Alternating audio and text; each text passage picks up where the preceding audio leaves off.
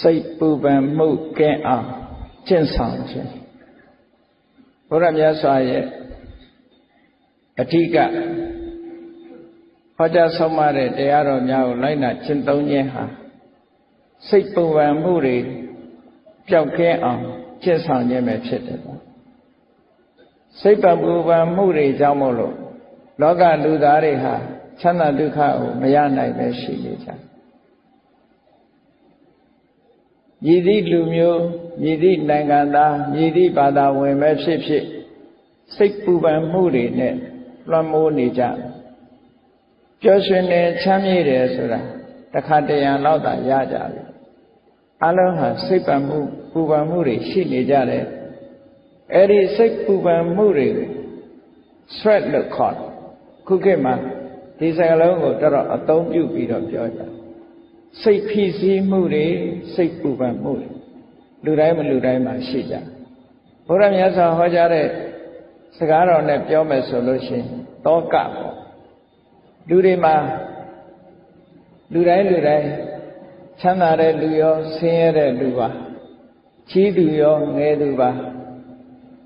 လူမျိုးမရွေးဘာသာမရွေးတောကဆိုတဲ့တရားနဲ့ကင်းနိုင်တဲ့ပုဂ္ဂိုလ်မရှိကြတနေ့မဟုတ်တစ်ချိန်မဟုတ်တောကဆိုတာရောက်လာကြတတ်ထိုတောကဟာစိတ်ရဲ့ပူပန်မှုတရားတစ်ခုပဲဖြစ်တယ်ပေါ့တောကနဲ့အတူတကွရှင်တွဲလာတတ်တဲ့တရားကတော့ဒေါသလို့ဆိုတာဒေါသနဲ့တောကရှင်တွဲလာတတ်တာဖြစ်သောကြောင့်လူတွေရဲ့စိတ်နှလုံးငြိမ်းချမ်းမှုဟာတောကဒေါသဝင်လာပြီဆိုလို့ရှိရင်ဆုံးရှုံးနေတာသွားတယ်ဒါကြောင့်မို့ဘုရားမြတ်စွာရဲ့တရားဓမ္မတွေအဓိကကျင့်သုံးနေထိုင်ကြခြင်းဟာစိတ်ပူပန်မှုကင်းအောင်ကျင့်ဆောင်ခြင်းပဲဖြစ်တယ်လို့ဆိုရင်မမှားဘူးတက်ရှိထင်ရှားဖြစ်နေတဲ့အချိန်ကာလမှာစိတ်ချမ်းသာမှုနဲ့စိတ်နှလုံးအေးချမ်းစွာနေနိုင်မှုကအမှန်မှအရေးကြီးတယ်တောကဟာဘယ်ကြမှာရပ်သွားတယ်လဲလို့ဆိုလို့ရှိရင်အ ਨੇ ဆုံးအနာဂတ်အဆင့်ရောက်သွားပြီဆိုရင်တော့တောကရပ်တယ်ယဟနာဖြစ်သွားပြီဆိုတဲ့အချိန်မှာတော့စိတ်ပူပန်မှုဆိုတာဘယ်တော့မှမလာတော့ဘူးစိတ်နှလုံးအေးချမ်းတယ်ဒါကြောင့်မို့နောက်ပိတ်ဆုံးအနေနဲ့ပြောမယ်ဆိုရင်ဟရယတတန္တိစိတ်နှလုံးရဲ့အေးချမ်းမှုဆိုတာဟာအရတ္တဖို့ပဲဆိုတာဖြစ်ပါအရတ္တဖို့ဆိုတဲ့အရှင်းမြင့်တဲ့တရားတစ်ခုမျက်မှောက်ပြုမိပြီဆိုလို့ရှိရင်တော့စိတ်နှလုံးပူပန်မှုပါဘယ်တော့မှမလာတော့ဘူးသာဝရအေးချမ်းပြီးတော့စိတ်နှလုံးဟာငြိမ်းချမ်းတဲ့အနေအထားမျိုးကိုရရှိတယ်လို့လက်တွေ့ဘဝမှာပင်စိတ်နှလုံးငြိမ်းချမ်းအောင်ဘုန်းကြီးတို့တွေကျင့်ဆောင်လို့ရတယ်အဲဒီလိုကျင့်ဆောင်မှုရအတွက်မြတ်စွာဘုရားကထို့သုတ်တန်တွေမှာနီလံပေးပြီးတော့ဟောထားမမှန်ကန်ကန်ရှုမြင်သုံးသပ်တတ်ဖို့အမှန်တမ်းအရေးကြီးတယ်မမှန်ကန်ကန်ရှုမြင်မှုဟာစိတ်နှလုံးအေးချမ်းမှုရဲ့အစပထမပဲဖြစ်စိတ်နှလုံးအေးချမ်းမှုအတွက်ကျင့်ဆောင်တာမှန်မှန်ကန်ကန်ဆင်ခြင်သုံးသပ်မှုပဲအထိဒါဖြင့်စိတ်နှလုံးအေးချမ်းအောင်စိတ်တည်ပူပန်မှုမဖြစ်ရအောင်ဘာကိုဖယ်ရှားရမလဲလို့ဆိုလို့ရှိရင်တွေ့တာမှုဖယ်ရှားတွေ့တာမှုတွေရှိနေသမျှကာလပတ်လုံးစိတ်နှလုံးအေးချမ်းမှုဘယ်သူမှမရနိုင်တွေ့တာမှုသည်စိတ်နှလုံးပူပန်မှုကိုဖြစ်ပေါ်စေတယ်လို့ရသော်ဗျာကိုယ်တိုင်ကလည်းဟောထားတာရှိတယ်လေတဏှာယသာယတိတောကောတဏှာယသာယတိတောကောတောကဆိုတာတဏှာကြောင့်ဖြစ်လာတာတွေ့တာမှုဆိုတဲ့တဏှာရှိနေတဲ့ပုဂ္ဂိုလ်တိုင်းဟာတောကဘယ်လိုမှရှောင်လွှဲလို့မရနိုင်ဘူးတောကကိုရှောင်လွှဲခြင်းလို့ရှိရင်တဏှာကိုလျှော့ချကြရမှာဖြစ်တယ်လူတိုင်းဟာစိတ်နှလုံးအေးချမ်းပြီးတော့တောကကင်းဝေးစွာနေထိုင်ကြတယ်သို့တော့တကယ်ပဲတောကကင်းဝေးပြီးတော့နေနိုင်ကြသလားဆိုမနေနိုင်ကြဘူး ဘာဖြစ်လို့မနေနိုင်တာတော့လို့ဆိုတော့အဓိကအကြောင်းဖြစ်တဲ့တွေ့တာမှုကိုမဖယ်နိုင်လို့တွေ့တာမှုကိုမဖယ်နိုင်သေးတဲ့မြတ်တောကဆိုတာဘယ်တော့မှလျှော့ချနိုင်ကြမှာမဟုတ်ဘူးတဲ့ဒီသဘောကိုဘုန်းကြီးတို့တွေမှတ်သားနိုင်ကြမြတ်စွာဘုရားဟောထားတဲ့တရားဓမ္မတွေဟာအင်တမလက်တွေ့ကြအင်တမလည်းပဲတိကျမှန်ကန်တယ်မှန်ကန်ကန်ဟောထားသည့်အတွက်ကြောင့်မြတ်စွာဘုရားတရားတော်မှာလွဲမှားမှုဆိုတာရှိအင်တမစိတ်ချမြတ်စွာဘုရားကိုယ်တိုင်ကိုယ်ကသက္ခာတောဓမ္မောဓမ္မကိုမှန်ကန်ကန်ဟောထားတာဖြစ်တယ်ဆိုတာဓမ္မရဲ့ခုံကြီးထဲမှာအတိလင်းထုတ်ဖော်ပြထားတာဒါကဂရန်တီပေးတဲ့သဘောပဲမြတ်စွာဘုရားရဲ့တရားဟာမှားယွင်းမှုလုံးဝမရှိဘူးမှားယွင်းမှုမရှိုံနဲ့မကဘူးမပြည့်စုံတာလည်းမရှိဘူးပိုလွန်သွားတာလည်းမရှိဘူးစဉ်းစားကြည့်လေမြတ်စွာဘုရားဒီတရားတွေကိုဘယ်တော့မှဟောခဲ့တာတော့ဆို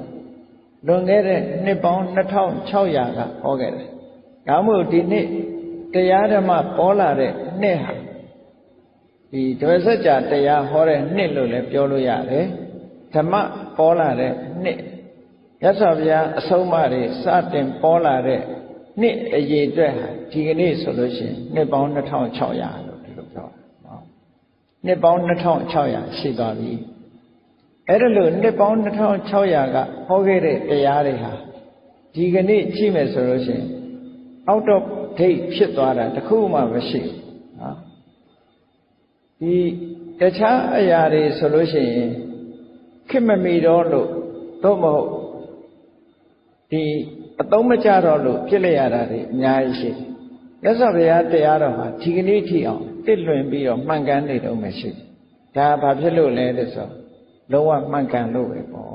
။လူသားတွေရှိနေသမျှကာလပတ်လုံးမြတ်စွာဘုရားတရားတော်ဟာမှန်ကန်နေအောင်ပါပဲ။တရားဝါတွေရှိနေသမျှကာလပတ်လုံးမြတ်စွာဘုရားတရားတော်ဟာမှန်ကန်နေမှာဘယ်တော့မှမှားသွားတယ်မရှိဘူးစဉ်းစားကြည့်နေမြတ်စွာဘုရားကသစ္စာ၄ပါးကိုဟောခဲ့တယ်အေးခေတ်ပြောင်းလာသည့်အတွက်ကြောင့်အရှင်ဘုရားဟောခဲ့တဲ့သစ္စာ၄ပါးဟာနော်တပါးလျှော့လို့ရနေပြီခုခေတ်မှာဘယ်ဟာကခေတ်မမီတော့ဘူးလို့ဆိုသစ္စာ၄ပါးဟာတပါးပိုးနေတယ်ဆိုပြီးတော့တပါးကိုလျှော့လို့လည်းမရနောက်ထပ်ပြီးတော့သစ္စာ၅ပါးပါလို့ထပ်တိုးခြင်းလို့လည်းမရသူဟာလည်းသူမှန်မှန်ကန်ကန်တိတိကျကျအရှိတိုင်းပဲပြည့်လုံးဝပြည့်စုံဒီကုန်းလေးကိုကေဝလပရိပုံဏလုံးဝပြည့်စုံမြတ်စွာဘုရားတရားတော်ပရိသုဒ္ဓတကယ်ကိုတန့်ဆက်အမှားယွင်းခင်းနေဖယ်ရှားပြည့်စရာမရှိဘူးနိဗ္ဗာန်ရောက်ကြောင်းအကျင့်ပြိပ္ပံကိုဟောတဲ့အခါမှာလည်းမဂ္ဂင်၈ပါးဒီမဂ္ဂင်၈ပါးဟာမိမိတို့တဏ္ဍာမှာတကယ်ဖြစ်အောင်ကြိုးစားထားပြီဆိုလို့ရှိရင်နိဗ္ဗာန်လမ်းကိုရောက်ဖို့ရတေချာဘယ်ရာဖြစ်မဂ္ဂင်၈ပါးနဲ့မလုံလောက်ဘူးနောက်ထပ်တစ်ခုထပ်တိုးဖို့လိုအပ်တယ်ဆိုတာမရှိဘူး၉ပါးလို့သတ်မှတ်เสียလည်းမရှိဘူး9ပါးလို့လျှော့ချเสียလည်းမရှိဘူးလို့ဒီလိုဆိုလိုတာပေါ့အဲ့တော့မြတ်စွာဘုရားတရားတော်ဟာဘယ်ခေတ်ဘယ်အခါမှာပဲဖြစ်ဖြစ်ပယ်ဖြစ်เสียဆိုတာမရှိတယ်လို့ဖြစ်ဆက်เสียဆိုတာလည်းမရှိဘူးတဲ့ဒါဘာဖြစ်လို့လဲလို့ဆိုလုံးဝမှန်ကန်နေလို့သွားခါတခုံဆိုတာအဲ့ဒါကိုပြောတကယ်ကိုတိကျမှန်တယ်အေးတချို့တရားကမှန်တော့မှန်တယ်သို့တော့မှန်ပေမဲ့လို့ကျင့်သုံးလိုက်နာတဲ့ပုဂ္ဂိုလ်တွေကလက်တွေ့သိနိုင်တာမဟုတ်ဘူးဆိုလို့ရှိရင်လည်းအသုံးမဝင်ဘူးဟုတ်တော့ဟုတ်ပါရဲ့နော်မှန်မှန်ကန်ကန်ဟောတာတော့ဟုတ်ပါရဲ့ဒါပေမဲ့လက်တွေ့မပြနိုင်ဘူးဆိုလို့ရှိရင်လည်းအသုံးမဝင်ဘူးရသော်ဘုရားတရားတော်ကလက်တွေ့ပြနိုင်တယ်တဲ့တန်ဋိဋ္ဌိကောကိုယ်တိုင်မြင်နိုင်တယ်ကိုယ်တိုင်သိရှိနိုင်တယ်အခုပြောတဲ့စိတ်ပူပန်မှုကိုလျှော့ချခြင်းစိတ်ပူပန်မှုကိုမဖြစ်ရအောင်ကျင့်ဆောင်ခြင်းစိတ်ပူပန်မှုပျောက်ကင်းအောင်ကျင့်ဆောင် တကယ်ချင်းရင်တကယ်စိတ်ပူပန်မှုတွေပျောက်သွားအဲ့ဒီပျောက်သွားတာအကိုကဒါလက်တွေ့ကိုယ်တိုင်သိနိုင်ကိုယ်စိတ်ပူပန်နေတဲ့အခါမှာမြတ်စွာဘုရားဟောတဲ့ဤစနစ်အတိုင်းလိုက်နာကျင့်သုံးမယ်ဆိုလို့ရှိရင်စိတ်ပူပန်မှုတွေပျောက်သွားတယ်ဒါကိုဆိုလိုတာပေါ့နော်တန်ဋိဋ္ဌိကောကိုယ်တိုင်သိနိုင်တယ်မြင်နိုင်တယ်ဆိုဒီအရေးချင်းရှိတခါကိုယ်တိုင်သိနိုင်တယ်မြင်နိုင်တယ်လို့ပြောတဲ့အခါမှာဘယ်လောက်ကြာအောင်စောင့်ရမှာတချို့ကိစ္စတွေကကြာအောင်စောင့်ရကိုယ်တိုင်တော့သိနိုင်ပါတယ်ဘယ်နှစ်နှစ်စောင့်ရမယ်လို့နောက်ဘဝအထိအောင်စောင့်ရမယ်လို့ဒီလိုဟာမျိုးတွေရှိသေးတယ်မြတ်စွာဘုရားတရားတော်ကြတော့အဲ့လိုမရှိဘူးကိုယ်တိုင်သိဖို့အခုကြိုးစားရင်အခုသိနိုင်တာဖြစ်သောကြောင့်အကာလိကောစောင့်ဆိုင်ဖို့ချိန်မလိုဘူးတဲ့အခုကြိုးစားအခုနှလုံးသွင်းအခုသိနိုင်တာဖြစ်တယ်ဒါကြောင့်မို့အကာလိကောလို့ပြောအဲ့တော့ဘုရားမြတ်စွာရဲ့တရားဓမ္မတွေရဲ့ဂုဏ်ကြီးတွေဟာဒီအတိုင်းသွားတာအကုန်လုံးဒီတရားဂုဏ်တော်6ပါးလို့လူတွေကသိနေကြတဲ့အရေးမြတ်စွာဘုရားရဲ့တရားရဲ့တိကျမှန်ကန်မှုကိုဖော်ပြတယ်အေးအကာလိကောအချိန်ကာလဆိုင်းเสียမလိုပဲနဲ့လက်တွေ့ချက်ချင်းသိနိုင်တဲ့အရာလို့ဆိုတော့ကိုယ့်ရဲ့မိတ်ဆွေသင်္ဃဟတွေကိုရဲရဲဝံ့ဝံ့ဖိတ်ခေါ်ပြောပြဖို့ဖြစ်နိုင်တဲ့တရားတချို့တရားကမှန်ကန်မှုမရှိသည့်အတွက်ကြောင့်ကိုယ်တိုင်လည်းလက်တွေ့မပြနိုင်ဘူးလက်တွေ့ပြရင်လည်းအချိန်ကာလတစ်ခုကြာမှသိရမှာဆိုတဲ့အနေအထားမျိုးရောက်နေလို့ရှိရင်ဖိတ်ခေါ်ပြီးတော့ပြဖို့ဆိုတာအမှန်တမ်းခက်တယ်ပေါ့မြတ်စွာဘုရားတရားတော်ကြတော့အဲ့လိုမဟုတ်ဘူးအေဟိပတ္တိကောလာပါလက်တွေ့လှုပ်ချီပါဒီလိုပြောဆိုဖိတ်ခေါ်ပြီးတော့ပြသနိုင်တဲ့တရားမျိုးပြသထိုက်တဲ့တရားမျိုးဖြစ်တယ်အခုချင်းအခုကြိုးရတာဖြစ်သောကြောင့်ဩပနေယိကောလူတိုင်းရဲ့နှလုံးသားထဲမှာရောက်အောင်ကျင့်ဆောင်တဲ့တယ်နောက်ဆုံးမှာမြတ်စွာဘုရားရဲ့တရားတော်တွေဟာအခြေခံတရားကစပြီးတော့အစစ်မြင့်တရားတွေထိအောင်ရှိအစစ်မြင့်တရားတွေရောက်တဲ့အခါကျတော့တကယ်ပညာနဲ့အသိပညာလည်းမြင့်မားဖို့လိုတယ်ပေါ့တရားကအစစ်မြင့်တယ်ပညာကအစစ်နှိမ့်နေတယ်ဆိုလို့ရှိရင်လည်းမသိနိုင်ဘူးဒါကြောင့်မို့လို့ပစ္စတံဝေရိတကောဝိညူဟိဝိညူလို့ခေါ်တဲ့တကယ်ပညာရှိပုဂ္ဂိုလ်တွေမှာမိမိကိုယ်တိုင်ဘုရားမြတ်စွာရဲ့တရားဓမ္မကိုသိရှိနားလည်နိုင်အဲ့တော့ဒီအရေးချင်းတွေကိုကြည့်လိုက်မယ်ဆိုလို့ရှိရင်တရားအပေါ်မှာဘုန်းကြီးတို့တွေဘလောက်ယုံကြည်အားကိုးထိုက်တယ်ဆိုတာအမှန်တမ်းထင်ရှားတယ်ဒီအချက်တွေနဲ့ပြည့်စုံနေတာမှအားကိုးစရာအားကိုးယုံကြည်မှုမရှိဘူးဆိုရင်ဘယ်ဟာကိုအားကိုးမှာလဲဒီပြင်ဘာသာတွေမှာဟောတဲ့တရားတွေဆိုလို့ရှိရင်ဒါမျိုးတစ်ခုမှမပါနော်အခြေခံလူတွေလိုက်နာကျင့်သုံးရမယ့်အချက်ကလေးလောက်သာဟောပြောနိုင်ကြတာဖြစ်တယ်အဆင့်မြင့်လာတဲ့တရားအဆင့်တောင်သိအမြင့်ကြီးမဟုတ်ဘူးဘာကိုလူတွေမသိနိုင်တဲ့တရားမျိုးကြတော့ကောင်းကင်ဘုံကိုလက်ညှိုးထိုးပြီးတော့ကောင်းကင်ဘုံကသာဝရဘုရားသခင်ရဲ့အလိုတော်ဆိုတာနဲ့ပဲဒီလူတွေကအားလုံးယုံကြည်မှုနဲ့ပဲခြေနှက်သွားကြကိုယ်တိုင်လုံးနိုင်တာတခုမှမရှိဘူးဘုရားတရားတော်ကအဲ့ဒါမျိုးမဟုတ်ဘူးကောင်းကင်ဘုံကိုလက်ညှိုးထိုးပြီးပြောเสียလည်းမလိုဘူးကိုယ်တိုင်လက်တွေ့ရှင်းသုံးကိုယ်တိုင်လက်တွေ့သိနိုင်တဲ့တရားဆိုတာအင်တာမရှင်းတယ်အင်တာမရှင်းသည့်အတွက်ကြောင့်တဆင့်ခံဟောပြောရတဲ့တရားမျိုးလည်းမဟုတ်ဘူးအခြားတရားတွေဆိုလို့ရှိရင်တဆင့်ခံနေကြည့်ပဲတဆင့်ခံတွေကိုမှမီဒီယာရဲ့တာတွေကနေတဆင့်သိကြနော်အောင်သွဲတော်တွေဆက်သွယ်မှုတွေတမန်တော်တွေ prophet တွေကနေပြီးတော့မှတဆင့်သိခွင့်ရကြတာလေဘုရားရဲ့တရားတော်ကအဲ့လိုဈာခံပုဂ္ဂိုလ်တူဦးတယောက်မီဒီယာတာလိုအပ်တာမျိုးမဟုတ်ဘူးပေါ့ကိုယ်တိုင်လုပ်ရင်ကိုယ်တိုင်သိနိုင်တယ်ဆိုတာအမှန်တမ်းထင်ရှားအေးတချို့ကဘာသာတရားတွေဟာတူတူပဲနဲ့ရောပြီးတော့ပြောလို့ရှိတယ်မတူဘူးဆိုတာအမှန်တမ်းကွာမတူဘူးဆိုတာအမှန်တမ်းဘုရားဘာသာကလွဲလို့ရှိရင်တော့ဘာသာတရားအားလုံးကနတ်ကိုးကွယ်တဲ့ဘာသာတွေကြီး နတ်ကိုးကွယ်တယ်ဆိုတဲ့ကခြားထဲမှာနတ်ကြော်ရှိတယ်နော်အဲ့တော့ယမပြေကနတ်ကိုးကွယ်တဲ့လူတွေသိတယ်လေနတ်ကိုးကွယ်ရတယ်ဆိုတာနတ်ကိုကိုယ်တိုင်တစ်ခါမှလည်းမမြင်ရဘူးနတ်နဲ့ကိုယ်တိုင်တစ်ခါမှလည်းစကားမပြောရအောင်ပြောရတာဘယ်သူနဲ့ပြောတော့ဆိုနတ်ကြော်နဲ့ပဲပြောရတာခြားထဲမှာနတ်ကြော်နဲ့ပဲဆက်သွယ်ရအဲ့ဒီတိုင်းပဲဘာမှမထူးနော်အေးဘုရားမြတ်စွာရဲ့တရားတော်ကြတော့ဒီလိုခြားကံပုဂ္ဂိုလ်ဆိုတာရှိတာမဟုတ်ဘူးကိုယ်တိုင်လို့ကိုယ်တိုင်သိနိုင်တဲ့တရားဆိုတော့အင်တမခြေနှက်စရာကောင်းတယ်လို့ဒါမတူတဲ့သဘောကိုသိထားဖို့လိုအပ်တာပေါ့ကောင်းပြီစိတ်ပူပန်မှုတွေစိတ်ဖိစီးမှုတွေဆိုတာလူတိုင်းမှာမကဲနိုင်တာဖြစ်တော့ကြောင့်အဲ့ဒီစိတ်ပူပန်မှုတွေမဖြစ်ရလေအောင်ဘယ်လိုလုပ်မလဲအခုနိုင်ငံတကာကဒီချက်ကိုအများကြီးစိတ်ဝင်စားနေတယ်အများကြီးစိတ်ဝင်စားလို့ဘာသာရပ်တစ်ခုတောင်မှတည်ထွင်ပြီးတော့ဘုရားရဲ့တရားတော်ကိုနောက်ကနေလိုက်ပြီးတော့ဘာသာရပ်တစ်ခုအနေနဲ့တက္ကသိုလ်မှာသင်ကြားတဲ့ဘာသာရပ်တစ်ခုအနေနဲ့သင်ပြနေတာတောင်ရှိတယ်သူတို့ဘာသာရပ်ကိုအတူကောင်းနာမည်ပေးထားတဲ့အခါကျတော့ MBSR လို့နာမည်ပေးထားတယ်ဟုတ် MBSR ဆိုတာ mindfulness based stress reduction လို့ခေါ်တယ် M ဆိုတာ mindfulness B ဆိုတာ based နော် S ဆိုတာ stress R ဆိုတာ reduction mindfulness based stress reduction ဆိုတာဘာပြောတာလဲဆိုတတိကိုအခြေခံပြီးတော့စိတ်ဖိစီးမှုစိတ်ပူပန်မှုတွေကိုလျှော့ချခြင်းလို့ဒီလိုပြောတာနော်အဲ့ဒါဟာတတိပဒံကျင့်စဉ်ကိုဖော်ထုတ်တာပဲဖြစ်တယ်ဒီကျင့်စဉ်ကဘယ်ကလာတာလဲလို့ဆိုရင်ဘုရားရဲ့ဒေသနာတော်တွေတဲကလာအဲ့တော့နိုင်ငံခြားတိုင်းတစ်ပါးဘုရားဘာသာမဟုတ်တဲ့ပုဂ္ဂိုလ်တွေတောင်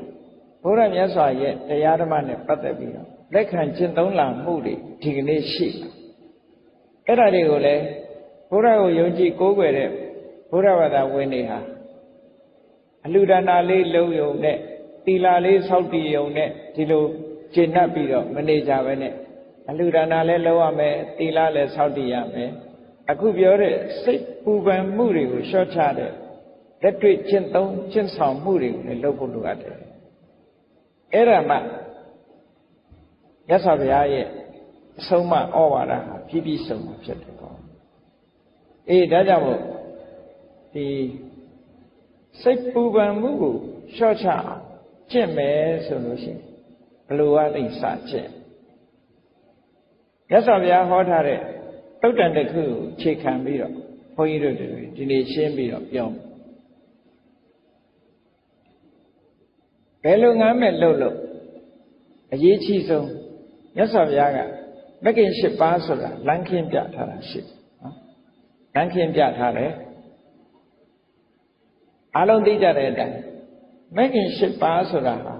တစ်ခုနဲ့တစ်ခုအင်တန်မှဆက်သွယ်ပြီးတော့ဟောကြားထားတဲ့တရားတစ်ခုမဂ္ဂင်၈ပါးကိုအရင်သဘောပေါက်အောင်ပြောရမယ်ဆိုမက္ခဆိုတဲ့ရဲ့အဓိပ္ပာယ်ကစပြီးပြောမက္ခကိုဒီကနေ့အင်္ဂလိပ်လိုပြန်တဲ့အခါကျတော့ path လို့ပြန် path ဆိုတာလမ်းပဲဝေးလို့ပြန်လို့ရှိရင်နီးလမ်းပဲအဲ့တော့လမ်းဆိုတာဘယ်အတွက်လမ်းလဲလို့ဆိုရင်ခေါဏကစိတ်ပူပန်မှုတွေကိုလျှော့ချတဲ့လမ်းပဲစိတ်ပူပန်မှုတွေကိုမဖြစ်အောင်ကျင့်ဆောင်ရမယ်လမ်းပဲအဲ့တော့မက္ခဆိုတဲ့စကားလုံးရဲ့အဓိပ္ပာယ်ကလမ်းလို့ path လို့ဘာသာပြန်မိမဲ့လို့ဒီစကားလုံးရဲ့အဓိပ္ပာယ်အစစ်အမှန်ကိုပေါ်ထုတ်တဲ့အရာကိုလည်းပဲသိထားဖို့လိုတယ်အဲ့တော့မက္ခဆိုတဲ့ဒီစကားလုံးဟာမြန်မာလိုကြတော့မဲ့လို့ပဲဘာသာပြန်ထားတာဆိုတော့အဓိပ္ပာယ်မသိကြဘူးမက္ခကိုမက်ခင်ငါကိုမက်ခင်ဒီလိုပဲသုံးနေတာဆိုတော့ဒီစကားလုံးရဲ့အဓိပ္ပာယ်ရှင်းရှင်းလင်းလင်းမသိနိုင်အဲ့တော့မက္ခဆိုတာဘာရဲ့နာမည်လဲလို့ဆိုလို့ရှိရင်ရှစ်ခုကိုပေါင်းထားတဲ့အမည်တစ်ခုဖြစ်တယ်ခုခေတ်စကားနဲ့ပြောမယ်ဆိုရင် 8 in 1ပေါ့နော်ရှစ်ခုကိုတစ်ခုတည်းလှုပ်ထားတယ်ရှစ်ခုရဲ့အပေါင်းကိုမက္ခလို့ခေါ်တယ် ဆိုတော့မက္ခဆိုတာတစ်ခုစီကိုမခေါ်ဘူးရှစ်ခုပေါင်းထားမှခေါ်တယ်ဆိုပါစို့ဥပမာမဲ့တစ်ပင်ဆိုတာတစ်ပင်ဆိုတဲ့အမည်ဟာအလုံးကိုခြုံခေါ်တဲ့အမည်ဖြစ်တယ်တစ်ခုစီခွဲလိုက်မယ်ဆိုလို့ရှိရင်တစ်ပင်မှာဘာရှိတယ်ဆိုအမြင့်ရှိတယ်ပင်စီရှိတယ်အကိုင်းရှိတယ်အခက်ရှိအရွက်ရှိအပွင့်ရှိတယ်အသီးရှိဟောအဲ့ဒါတွေအကုန်ပေါင်းလိုက်တဲ့အခါမှာတစ်ပင်ဆိုဖြစ်တာလေတစ်ခုတည်းကိုတစ်ပင်မခေါ်ဘူးအမြင့်ကိုမေးရင်ဒါကအမြင့်ပဲတစ်ပင်မဟုတ်ဘူးပင်စီကိုပြောပြန်တော့ဒါကပင်စီပဲတစ်ပင်မဟုတ်ဘူးအကိုင်းကိုထောက်ပြန်ရင်လည်းဒါကအကိုင်းပဲတစ်ပင်မဟုတ်ဘူးအရွက်တို့အပွင့်တို့အသီးတို့ဆိုလဲသူ့နာမည်နဲ့သူရှိသို့တော့အဲ့ဒီရှစ်ခုပေါင်းလိုက်တဲ့အခါကျတော့မက္ခဒီတစ်ပင်လို့ခေါ်တာလောကလူတွေသုံးနေတဲ့အရာတွေဟာဒီတိုင်းကြီးပဲကားလို့ခေါ်တာရောကားလို့ခေါ်တာလဲပေါင်းထားတာတွေခေါ်တာပဲဘယ်ဟာကားတုံးလို့တစ်ခုစီပြောရမယ်ဆိုရင်ကားမရှိတော့နော်ပေါင်းထားလို့ရှိရင်ကားပဲကားဘော်ဒီရဲ့ဘိန်းရဲ့အင်ဂျင်ရဲ့အကုန်လုံးပေါင်းထားတဲ့အခါမှာကားလို့ခေါ်တာလေတစ်ခုစီကြတော့ကားလို့မခေါ်ပြန်အဲ့ဒါလိုပဲမဂ်ကင်၈ပါးဆိုတဲ့မက္ခဆိုတဲ့အရာဟာရှစ်ခုကိုပေါင်းပြီးတော့ခေါ်ထားတဲ့အရာလို့ဒီလိုပြောတာကိုယ်တဏ္ဍာမှာဖြစ်တဲ့ဒီစိတ်ထဲမှာရှိနိုင်တဲ့စွမ်းအားတတ္တိရှိတဲ့ဒီရှစ်ခုသဘာဝတရားရှစ်ခုကိုမက္ခလို့ခေါ်တယ်ဒါဖြင့်ဘာဖြစ်လို့မက္ခလို့ခေါ်တယ်လဲဆိုတာကိုစဉ်းစားကြည့်အောင်မက္ခလို့ခေါ်ရင်ရဲ့အဓိပ္ပာယ်ကဘာတော့နိဗ္ဗာန်နတ္ထိကေဟိမက္ခိယတိတိမက္ခောတဲ့နိဗ္ဗာန်လိုချင်တဲ့ပုဂ္ဂိုလ်တွေရှာရမယ့်အရာလောကလူတွေဆုတောင်းနေကြတယ်နိဗ္ဗာန်ချမ်းသာကိုမျက်မှောက်ပြုရပါလို့ဣဒံမေပုံညာနိဗ္ဗာန်တ္တပစ္စယောဟောတုလို့ဆိုပြီးတော့နိဗ္ဗာန်ကိုဆုတောင်းတယ်အဲ့ဒီလိုနိဗ္ဗာန်ကိုလိုချင်ပြီဆိုလို့ရှိရင်ကိုယ်တဏ္ဍာမှာဘာတွေဖြစ်အောင်လုပ်ရမလဲဆိုဟောဒီမဂ္ဂင်၈ပါးဖြစ်အောင်ဒါကိုပြောတာနော်နိဗ္ဗာန်လိုချင်တဲ့ပုဂ္ဂိုလ်တွေရှာရမယ့်တရားတွေတဲ့ဟောမဂ္ဂင်၈ပါးဟာဒီမက္ခလို့မဂ္ဂင်၈ပါးကိုမက္ခလို့ခေါ်တာဟာနိဗ္ဗာန်လိုချင်သူတွေရှာရမယ့်အရာဖြစ်သောကြောင့်မက္ခလို့ခေါ်တယ်ဒီလိုဆိုလို့ဒါကအခြေခံကစပြောဒါဖြင့်နိဗ္ဗာန်လိုချင်လို့မဂ္ဂင်၈ပါးကိုရှာပြီးပါပြီနိဗ္ဗာန်ကိုဘယ်သူကရှာပေးမလဲလို့ဆိုရင်နောက်ဝိချုပ်တစ်ခုကြတော့နိဗ္ဗာန်မက္ခတိခဝေတတိတိမေခောဟောဒီတမ္မာဒိဋ္ဌိစတဲ့တရား၈မျိုးကပဲနိဗ္ဗာန်ကိုရှာပေးမှာတဲ့ဒါကြောင့်မို့သူတို့မက္ခလို့ခေါ်တာတဲ့ဘယ်သူမှရှာပေးမှာမဟုတ်ဘူးကိုယ်တဏ္ဍာမှာဒီတရားတွေဖြည်းဖြည်းဝဝရောက်လာနိဗ္ဗာန်ကိုသူတို့ကရှာပေးမှာဒါဖြင့်ရှာတယ်ဆိုတာဘယ်ပုံရှာမှာလဲလို့မေးတဲ့အခါကျတော့ကိလေသေမာရင်တောနိဗ္ဗာန်ခိစ္စတိတိမေခောကိလေသာတွေကိုဖယ်ရှားပစ်ပြီးနိဗ္ဗာန်ထဲကိုပြေးဝင်သွားခြင်းအားဖြင့်နိဗ္ဗာန်ကိုရှာတယ်။ဟောသူတို့ပဲခါလုံးဆိုလိုတာကနိဗ္ဗာန်လိုချင်ဒီတရားရှိခုကိုယ်တဏ္ဍာမှာဖြစ်အောင်လို့ကြီးထွားလာအောင်လို့ဒီလိုဆိုလိုတာပေါ့။ဒါကြောင့်မို့လို့ဒီမဂ္ဂင်၈ပါးဆိုတာဘုရားဘာသာဝင်တွေအားလုံးသိတယ်။သို့တော့ဆက်ဆက်နေတာကိုသိချစဉ်းစားကြည့်။နိဗ္ဗာန်ကိုလိုချင်ပြီဆိုရင်အစဆုံးဘာလို့လဲလို့ဆိုရင်တမ္မာဒိဋ္ဌိအမှန်မြင်ဖို့လိုတယ်။မှန်မှန်ကန်ကန်မြင်ရမယ်။ခုနကကြည့်လေစိတ်ပူပန်မှုတွေကိုလျှော့ချဖို့စိတ်ပူပန်မှုဆိုတာရှိသလားမရှိဘူးလားရှိတယ်ဆိုရင်စိတ်ပူပန်မှုကိုမြင်တာကအမှန်မြင်တာပဲသူ့တဘာဝကိုမြင်တာမြင်လာပြီးတဲ့အခါမှာဘယ်လိုလျှော့ချရသို့မဟုတ်ဘယ်လိုမဖြစ်အောင်ကျင့်ရမလဲဆိုကျင့်ဖို့ကျင့်နည်းကိုလည်းမြင်အဲ့တော့စိတ်ပူပန်မှုကင်းတဲ့နေရာကိုမြင်တယ်စိတ်ပူပန်မှုကိုလျှော့ချတဲ့နည်းကိုသိတယ်ဆိုတာသစ္စာနဲ့ပြောမယ်ဆိုလို့ရှိရင်និရောဓနဲ့និရောဓဂามိနိပฏิပဒါနော်និရောဓသစ္စာနဲ့និရောဓဂามိနိပฏิပဒါသစ္စာဒီတစ်ခုပြောတာပဲစိတ်ပူပန်မှုလို့ဆိုလိုက်တာနဲ့ပဲစိတ်နဲ့ပူပန်မှုနဲ့စိတ်ပူပန်မှုဆိုတာဒုက္ခလားဒုက္ခလားလို့ဆိုရင်ဒုက္ခအဲ့တော့ဒုက္ခဆိုတော့နံပါတ်1သစ္စာကိုပြောတာအဲ့ဒီနံပါတ်1သစ္စာဒုက္ခကိုပြောတော့ဒ ဒီဒုက္ခကိုဘယ်သူကနေထုတ်လုပ်တာတော့ဆိုတော့တွေ့တာမှုကထုတ်လုပ်နေတာလို့ဆိုစိတ်ပူပန်မှုတွေဆိုတဲ့ဟာဒုက္ခထိုစိတ်ပူပန်မှုတွေကိုဖြစ်စေနေတာကတွေ့တာမှုပဲအဲ့တော့စိတ်ပူပန်မှုကိုလျှော့ချခြင်းတွေ့တာမှုဖယ်ရမယ်ဒီလိုကျင့်ဆောင်မှုတွေကိုမြင်တာကိုတမ္မာဒိဋ္ဌိလို့ခေါ်တယ်ဒါတမ္မာဒိဋ္ဌိအခြေခံအားဖြင့်ဒါတမ္မာဒိဋ္ဌိအမှန်မြင်တယ်လို့ပြောတယ်အဲ့ဒီအမှန်မြင်မှုဒီကိုယ်တဏ္ဍမှာပထမဖြစ်အောင်လုပ်အဲ့ဒီလိုအမှန်မြင်ဖို့အတွက်ဘာလို့တမ္မာသင်္ကပ္ပရသော်ဗျာတစ်ခုနဲ့တစ်ခုဆက်သွယ်ထားဖို့ပြောပြအမှန်မြင်ဖို့အတွက်အမှန်စဉ်းစားတတ်ဖို့မစဉ်းစားလို့ရှိရင်မမြင်ဘူးဒါကြောင့်မို့မှန်မှန်ကန်ကန်စဉ်းစားမှုဆိုတဲ့တမ္မာသင်္ကပ္ပသည်မှန်မှန်ကန်ကန်မြင်ခြင်းလို့ဆိုတဲ့တမ္မာဒိဋ္ဌိရဲ့အကြောင်းဖြစ်လာဒါကြောင့်မို့တမ္မာဒိဋ္ဌိပြီးတော့တမ္မာသင်္ကပ္ပလို့ဟောတာဟုတ်ပြီမှန်မှန်ကန်ကန်စဉ်းစားတယ်ဆိုတာဖြစ်လာတဲ့အခါလူတွေကဘာလို့လဲရှိတော့ဆိုစကားပြောရင်အရင်တွေးတယ်စဉ်းစားတယ်စဉ်းစားပြီးတော့မှစကားပြောတာဖြစ်သောကြောင့်တမ္မာသင်္ကပ္ပပြီးတဲ့အခါမှာတမ္မာဝါစာမြတ်စွာဘုရား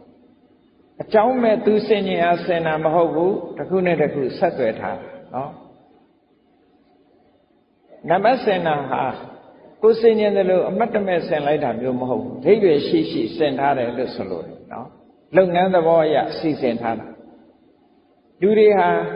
စကားပြောတော့မယ်ဆိုရင်စဉ်းစားပြီးမှပြောတာတွေးပြီးမှပြောတာဒါကြောင့်မို့တမ္မာသင်္ကပ္ပဆိုတဲ့တွေးတော်ဆင်ញင်မှုရဲ့နောက်မှာတမ္မာဝါစာဆိုတာထားတယ်နောက်တစ်ခါတမ္မာဝါစာပြီးတော့ဘယ်သူလာတော့ဆိုတမ္မာကမ္မန္တဘာဖြစ်လို့တမ္မာဝါစာနဲ့တမ္မာကမ္မန္တရှေ့နောက်ထားရတယ်လဲဆိုရင်အလုတ်လုတ်ပြီးဆိုရင်လူတွေကပြောတယ်ပြောပြီးမှလုပ်ကြတယ်ဟောဘာလုပ်မယ်ပြောကြဟောလုပ်မယ်လို့ပြောပြီးတဲ့အခါမှာလုပ်တာဖြစ်တော့ကြောင့်တမ္မာဝါစာပြီးမှတမ္မာကမ္မန္တလို့လားအဲ့တော့အပြောနဲ့အလုပ်မှန်ကန်သွားပြီဆိုလို့ရှိရင်လူတွေရဲ့နေ့စဉ်စာဝတ်နေရေးဆိုတဲ့နိလန်းတွေဟာလည်းပဲမှန်ကန်သွားတာဖြစ်တော့ကြောင့်တမ္မာဝါစာတမ္မာကမ္မန္တတို့ရဲ့နောက်မှာတမ္မာအာဇီဝဘဝမှာဇတ္တိနေဖို့အတွက်ဟောဒီသုံးခုလားအဲ့တော့တမ္မာအာဇီဝဆိုတာလားတမ္မာဝါစာတမ္မာကမ္မန္တတမ္မာအာဇီဝဆိုတဲ့ဒီသုံးခုဟာကိုချင်းတရားပဲနဲ့ပတ်သက်တယ်ကိုချင်းတရားနဲ့သက်ဆိုင်ကောင်းပြီတမ္မာအာဇီဝလို့ဆိုတဲ့မှန်မှန်ကန်ကန်အသက်မွေးမှုဖြစ်ဖို့ရာအတွက်ဘာလုပ်ဖို့လိုအပ်လဲလို့ဆိုရင်မှန်မှန်ကန်ကန်ကြိုးစားမှုဆိုတာဝိရိယဆိုတာလိုအပ်တယ်ပြင်းနေတဲ့ပုဂ္ဂိုလ်မှာမဖြစ်ဘူးဒါကြောင့်မို့ကြိုးစားအထောက်မှုလိုအပ်သည့်အတွက်ကြောင့်တမ္မာဝါယာမကြိုးစားပြီဆိုလို့ရှိရင်တတိထားဖို့လိုအပ်လို့တမ္မာတတိတတိထားလာပြီဆိုတဲ့အချိန်မှာစိတ်ကလေးတည်ငြိမ်အောင်ပါလုပ်ဖို့လိုတယ်ဆိုတော့တမ္မာသမာဓိ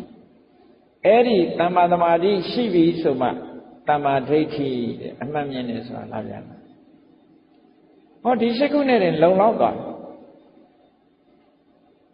ဘုရားဘာသာရဲ့ကျင့်စဉ်တစ်ခုဟာဒီရှိခုနဲ့လုံလောက်ဘယ်တရားပဲဟောမြတ်စွာဘုရားဟာမစ္စည်းမပฏิပဒါလို့ခေါ်တဲ့ဒီမဂ္ဂင်၈ပါးဒီစွမ်းရည်တတ္တိပြည့်ဝတဲ့လူတွေရဲ့စိတ်ထဲမှာဖြစ်တဲ့ဒီတဘာဝတရား၈ခုကိုပဲဟောတကယ်တဲ့နှစ်ပေါင်း2600ကတပည့်ဆက်ကြာဟောတဲ့ညတပည့်ဆက်ကြာတရားဟောတဲ့အခါမှာလည်းဒါပထမဆုံးထုတ်ဟောတယ်နော်မစ္စည်းမပฏิပဒါဒီမစ္စည်းမပฏิပဒါဆိုတဲ့မဂ္ဂင်၈ပါးစက္ခုကရဏီညာနာကရဏီအမြင်ကိုဖြစ်ပေါ်စေနိုင်အတိညာဏ်ကိုဖြစ်ပေါ်စေဒါဘယ်လောက်ကြည်နပ်စရာကောင်းလဲဆိုဒီမဂ္ဂင်၈ပါးကိုယ်တဏ္ဍမှာဖြစ်လာပြီဆိုလို့ရှိရင်စက္ခုကရဏီဓမ္မနဲ့ပတ်သက်တဲ့မျက်လုံးတွေအမြင်မျက်စိတွေရှိတာညာနာကရဏီအတိညာဏ်တွေတိုးတက်တာ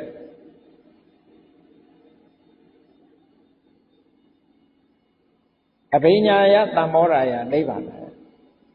ထူးကဲတဲ့အတိညာဏ်ထူးကဲတဲ့အမြင်တွေထူးကဲတဲ့အတိညာဏ်နောက်ဆုံးမှာအငြိမ့်တတ်တယ်ခုနပြောတဲ့စိတ်ရဲ့ပူပန်မှုတွေကိုငြိမ့်ဖို့အတွက်ဒါတွေကဖြစ်လာနိဗ္ဗာန်ယငြိမ့်လာဖို့အတွက်ဒါတွေဖြစ်လာဆိုတော့ဘုန်းကြီးတို့တွေက မြတ်စွာဘုရားသခင်ကိုရောမြတ်ကဒီမှန်ကန်တဲ့ကျင့်စဉ်တစ်ခုကြာကြာနာနာလမ်းစဉ်ချပြပြီးတော့ပေးထားတဲ့အချိန်တပိတာဝကတွေတဲကလည်းလိုက်နာကျင့်သုံးသည့်အတွက်ကြောင့်အောင်မြင်မြင်အထွတ်ထိပ်ရအောင်အကျိုးကျေးဇူးတွေခံစားသွားရအဲ့တော့ဘုန်းကြီးတို့တွေလည်းဒီလိုမနေပဲနဲ့မြတ်စွာဘုရားသခင်ကိုရမြတ်ရဲ့တရားဓမ္မတွေမိမိတို့လက်လန်းမိသမျှနှလုံးသွင်းဆင်ခြင်ကျင့်ကြံကြိုးကုပ်အားထုတ်ကြမယ်ဆိုလို့ရှိရင်နောက်ဆုံးမှာအကျိုးကျေးဇူးတွေကိုရတယ်အခုပြောတဲ့အကျိုးကျေးဇူးတွေကိုခံစားရမှာဖြစ်တယ်ဒီလိုဆိုလို့တာအဲ့တော့ကောင်းပြီစိတ်ပူပန်မှုတွေမဖြစ်အောင်ကျင့်ဆောင်စိတ်ပူပန်မှုတွေပျောက်အောင်ပျောက်ကင်းအောင်ကျင့်ဆောင်မယ်ဆိုလို့ရှိရင်ဘာလုပ်ရမလဲခြေခံကသမ္မာဝါစာသမ္မာကမ္မန္တသမ္မာအာဇီဝဆိုရယ်ကိုချင်းသီလကိုချင်းသီလဆိုတာလူမှာတစ်ဖက်သားနဲ့စကားပြောဖို့အတွက်လှုပ်ဆောင်ဖို့အတွက်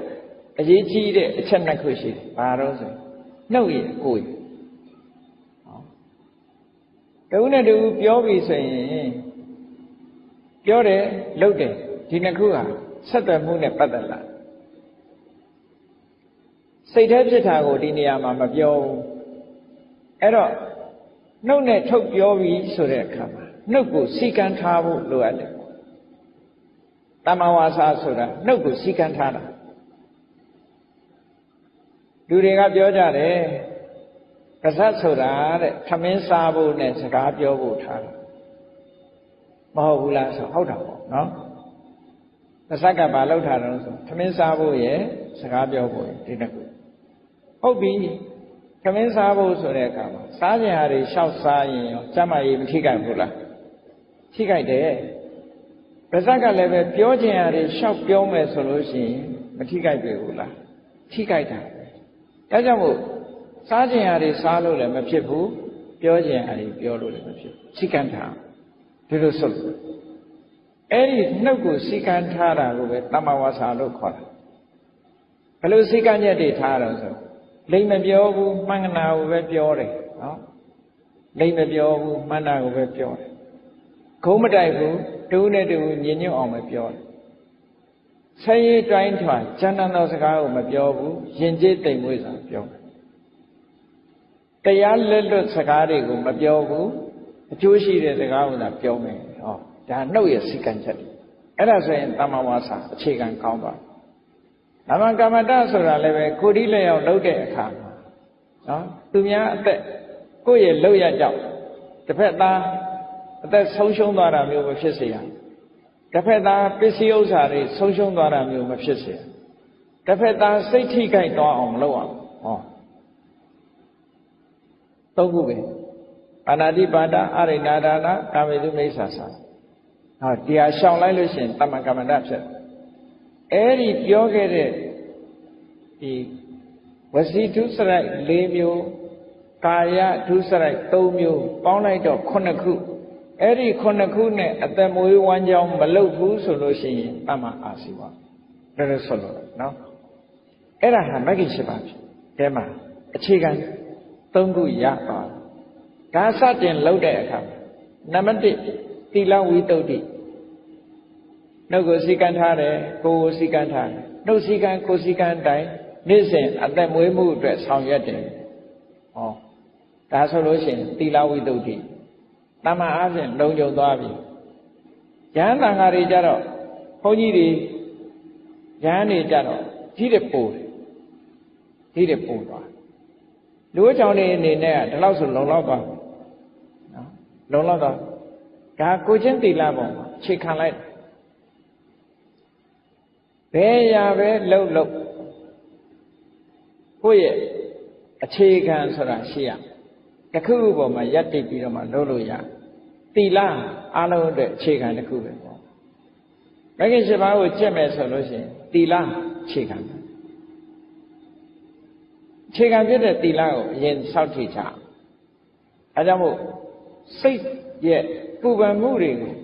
တကယ်ပြောက်အောင်လုပ်တော့မယ်ဆိုလို့ရှိရင်ကိုချင်းသီလကစ ဒါတကယ်ပြောင်းလို့တက္ကနာအတွင်းတတ်တာအောင်လုပ်တဲ့နည်းတွေခုခေတ်ပြောတာလို့ဆေးမီးတို့ပေါ့နော်ဆေးမီးတို့နဲ့ကုချင်တယ်ဆိုလို့ရှိရင်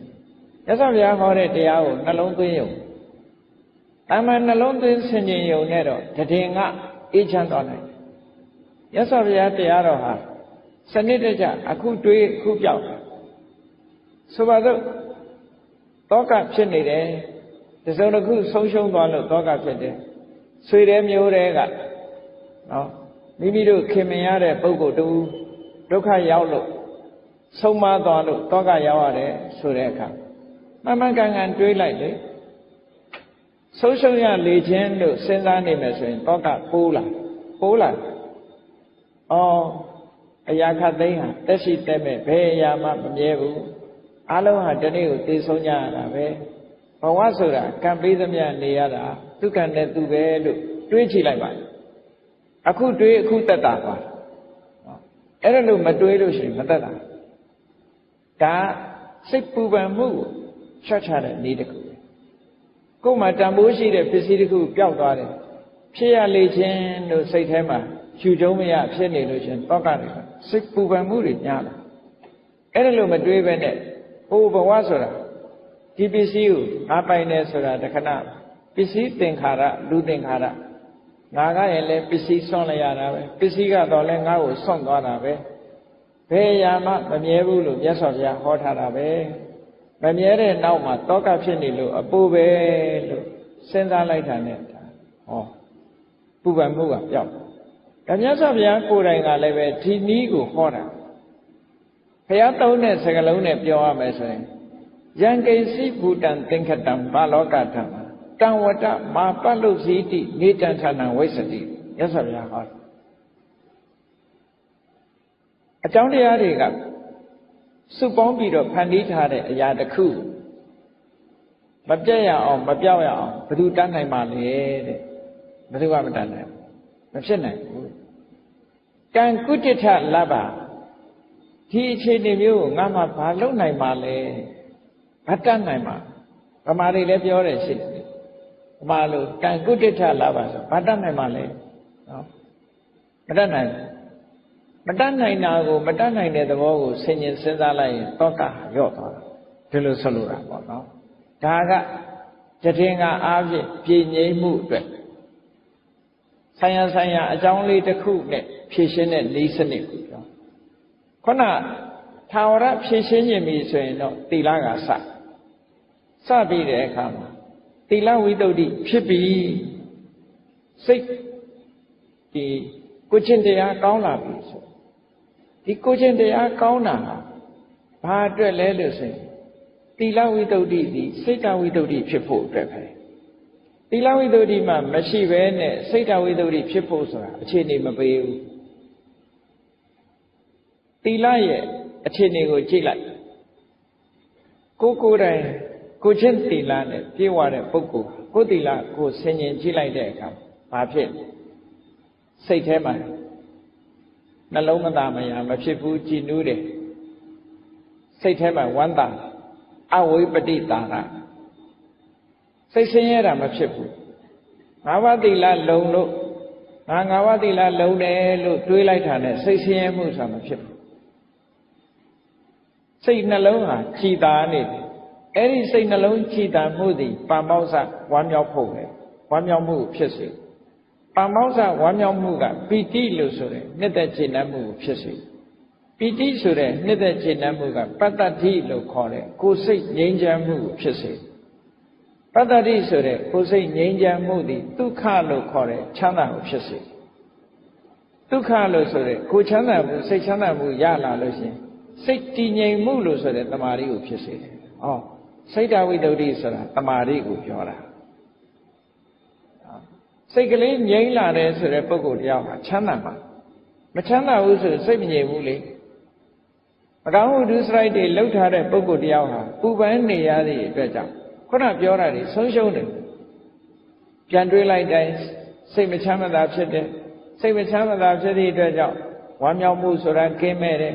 ဝမ်းမြောက်မှုမရှိလို့ပီတိဆိုတာမလာဘူးပီတိမလာလို့ပတ္တတိဆိုတဲ့ငြိမ်းချမ်းမှုတွေမဖြစ်ဘူး ငြိမ်းချမ်းမှုမဖြစ်သည့်အတွက်ကြောင့်ဒုက္ခကိုချမ်းသာမှုစိတ်ချမ်းသာမှုမရှိဘူးစိတ်မှမချမ်းသာတဲ့ပုဂ္ဂိုလ်တရားဟာစိတ်တည်ငြိမ်မှုဆိုတဲ့တမာတိဘယ်မှာဖြစ်မလဲဒီအိဗယ်ပြောဒါကြောင့်မို့လို့သီလဒီထက်ဆက်သွယ်သွား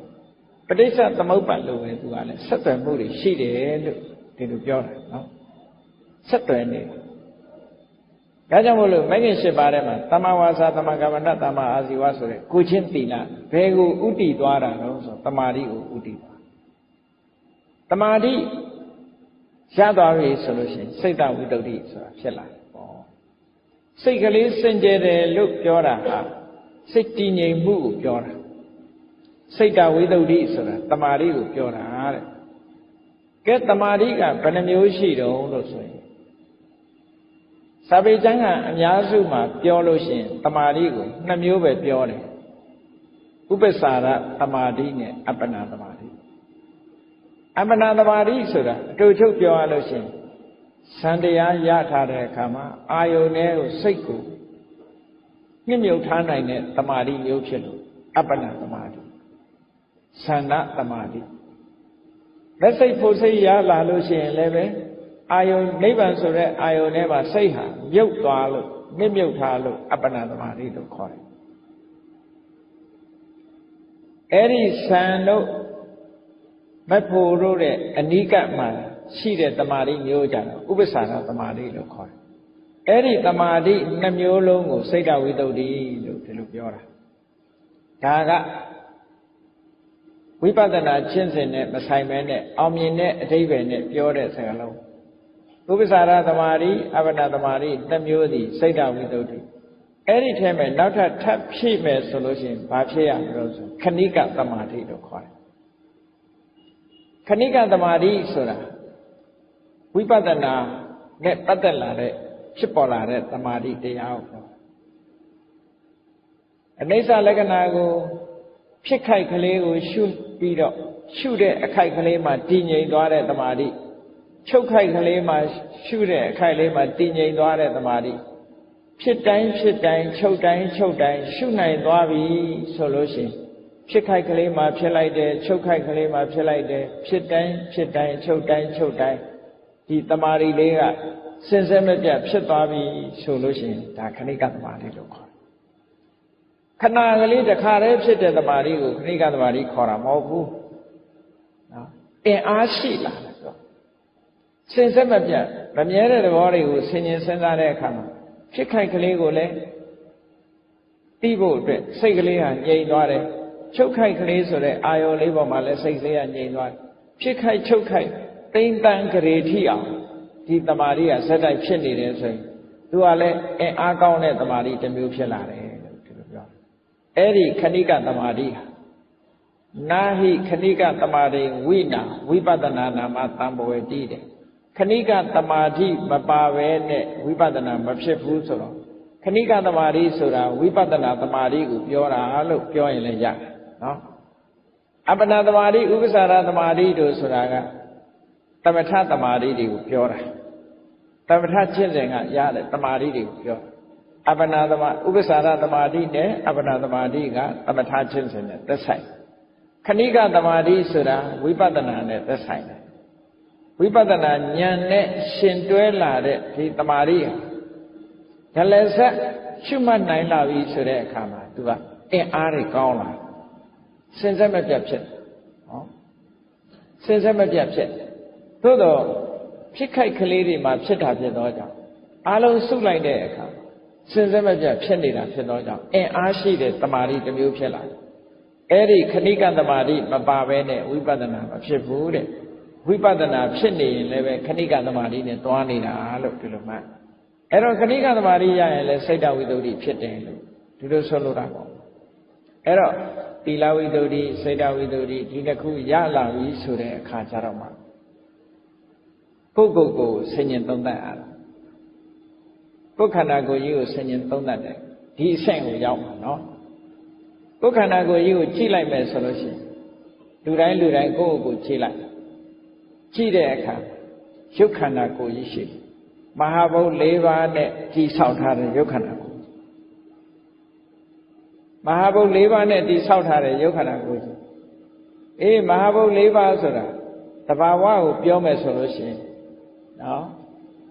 ပထဝီဆိုတာမာသဘောပြောသဘောလို့တဘာဝနဲ့ပြောကြတယ်ဒီဆိုအာဘောဆိုတာယူစည်းတဲ့သဘောဖွဲ့စည်းတဲ့သဘောတဘာဝနဲ့ပြောရင်ဒီဇောဆိုတာပူတဲ့သဘောအေးတဲ့သဘောဝါယောဆိုတာလှုပ်ရှားတဲ့သဘောတွန်းကန်တဲ့သဘောလို့ဒါကသဘာဝနဲ့ပြောတာတခါတရံကြတော့အရှိနဲ့ပြောလို့လည်းရမြတ်စွာဘုရားထိုသုတ်တန်နေမှာဟောတဲ့အခါကျဒီခန္ဓာကိုယ်ကြီးဟာမဟာဘုတ်၄ပါးနဲ့တိဆောက်ထားတယ်လို့ဆိုတဲ့စကားအရအရှိနဲ့ပြောလို့ရှိရင်ကိုယ့်ကိုစဉ်းစားကြည့်ကိုယ်ခန္ဓာကိုယ်မှာဘာတွေရှိတုံးဆိုအယိုးတွေရှိတယ်နော်အယိုးတွေနဲ့တိဆောက်ထားတာမှန်တယ်ခန္ဓာကိုယ်ရဲ့ဒီစကယ်တန်ကြီးပေါ့ frame ကြီးကအယိုးတွေကြီးပဲကောဥခေါင်းကနေစပြီးတော့ခြေပြားထိချိအယိုးအားလုံးမြင်မှုလိုက်မယ်အယိုးစုကြီးတွေနော်ကိုယ့်ကိုယ်လည်းအဲ့ဒါကြည့်ပေးပေါ့အယိုးစုကြီးအဲ့ဒီလိုအတုံးအခဲတွေအဲ့ဒီအယိုးစုကြီးပေါ်မှာအသားတွေကြွက်သားတွေနော်ဒီနှလုံးတို့ကြောက်ကတ်တို့အသေးတို့ဥသိဥမတို့ဆိုတဲ့ဒီအတုံးအခဲတွေဒါတွေကတစုဒါတွေကိုပထဝီလို့ခေါ်တာပဲဓာတ်ကြီးလေးပါးနဲ့တိဆောက်တာနောက်ဒီထဲမှာအရည်တွေရှိတယ်ဟုတ်လားမျက်ရည်ရှိတယ်သွေးတွေရှိတယ်ဟောအရည်သဘောတွေဒါကိုအာဘောလို့ခေါ်တာပဲနောက်ပူတဲ့သဘောအေးတဲ့သဘောအပူတွေအေးတွေခန္ဓာကိုယ်မှာကိုယ်ငွေ့တွေရှိတယ်အစာတွေကျဉ်ညက်သွားလောက်အောင်ပူတဲ့အပူရှိတယ်ခန္ဓာကိုယ်ကြီးတစ်ဖြည်းဖြည်းရင့်လာအောင်အိုးလာအောင်ပူတဲ့အပူတွေရှိတယ်အဲ့ဒီအပူတွေမှန်သမျှကိုတေဇောလို့ခေါ်တယ်နေ့စဉ်နဲ့ညအသက်ရှူသွင်းထုတ်နေတဲ့လေတွေရှိတယ်တခြားလေတွေလည်းရှိတယ်အဲ့ဒီခန္ဓာကိုယ်ထဲမှာရှိတဲ့လေတွေအားလုံးဝါယောလို့ခေါ်တယ်ပေါင်းလိုက်တဲ့အခါကျမြတ်စွာဘုရားကသာတုမဟာဘူတိကောအယံကာယောတဲ့ဒီခန္ဓာကိုယ်ကြီးဟာဓာတ်ကြီးလေးပါးနဲ့တိဆောက်ထားတာလို့ဆိုတာဒါပြောတာကိုယ့်ကိုဆင်ញင်စဉ်းစားကြည့်လို့ရှိရင်အဲ့ဒီခန္ဓာကိုယ်ကြီးဟာဓာတ်ကြီးလေးပါးနဲ့တိဆောက်ထားတယ်ဒီဓာတ်ကြီးလေးပါးနဲ့တိဆောက်ထားတဲ့ခန္ဓာကိုယ်ကြီးကိုတာမန်ပုထုဇဉ်ပုဂ္ဂိုလ်တွေအနေနဲ့ကြည့်လိုက်မယ်ဆိုရင်တာမန်အနေနဲ့ကလည်းကြည့်ကြည့်မိခင်ရဲ့ဝမ်းထဲမှာကလလရေကြီးဆိုတာလေးကစအမှန်တမ်းသိငယ်တဲ့အဆက်အပြောက်ကလေးတဲမှာတရေတီးပြီးတော့စကလလရေကြီးကနေပြီးတော့နော်အမြုပ်ကနေပြီးတော့သားတစ်ကနေပြီးတော့အမအခုလုံးပြီးတော့မှခက်မှ၅ပြားဆိုတာတဖြည်းဖြည်းပုံတရံပေါ်လာဆိုလိုတာက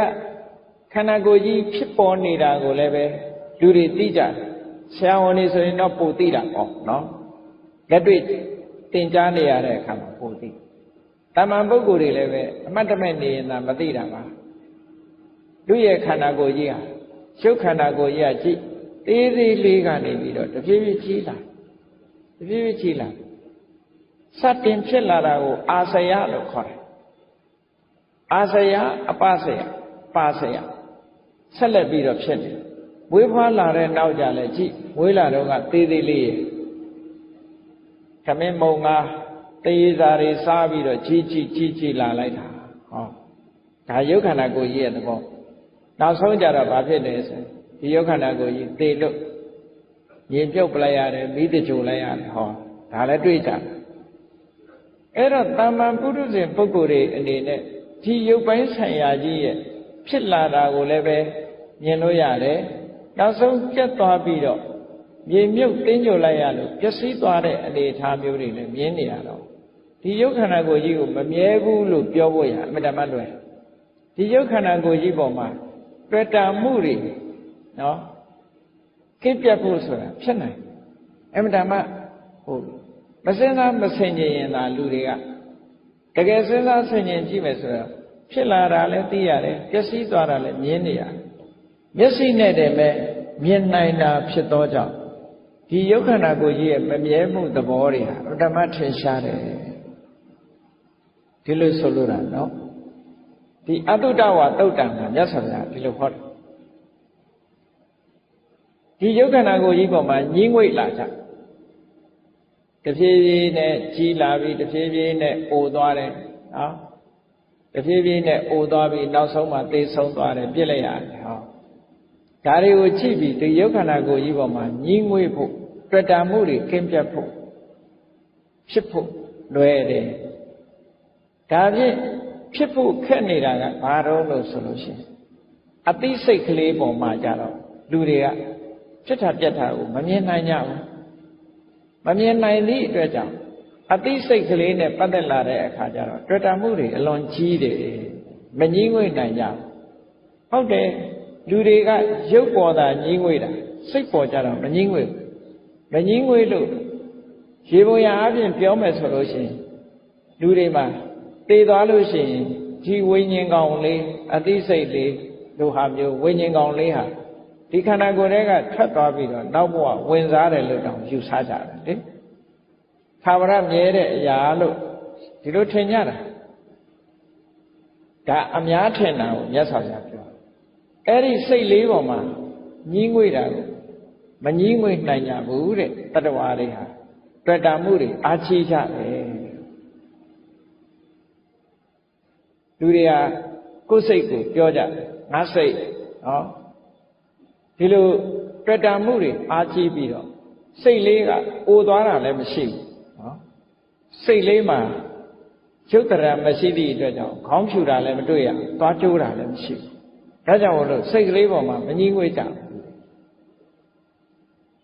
သို့တော့ဒီနှစ်ခုကိုရှင်ကြည့်လိုက်ရုပ်ခန္ဓာကိုယ်နဲ့စိတ်နဲ့ဒီနှစ်ခုကိုရှင်ကြည့်လိုက်မယ်ဆိုရင်ဘယ်သူကကြာကြာရှိတယ်ဆိုတော့ရုပ်ခန္ဓာကြီးကကြာကြာရှိတယ်ကြည့်လေလူတွေဟာမွေးဖွားလာပြီးတဲ့အခါမှာတချို့ကအသက်80 90 100ထိအောင်နေလို့ရသူ့ကိုနှစ်ပေါင်းများကြီးတွေ့နေရရုပ်ခန္ဓာကိုယ်ကြီးကရှိနေရုပ်ခန္ဓာကိုယ်ကြီးကရှိနေသည့်အတွက်ကြောင့်ဒီစိတ်ကလေးကြတော့အဲ့ဒါတော့ရှိတာမဟုတ်ဘူးစိတ်ဆိုတာအခုဖြစ်ရင်အခုပြတ်သွားတယ်အခုဖြစ်ပြီးတော့အခုပြတ်သွားအဲ့တော့မြတ်စွာဘုရားကပြောတယ်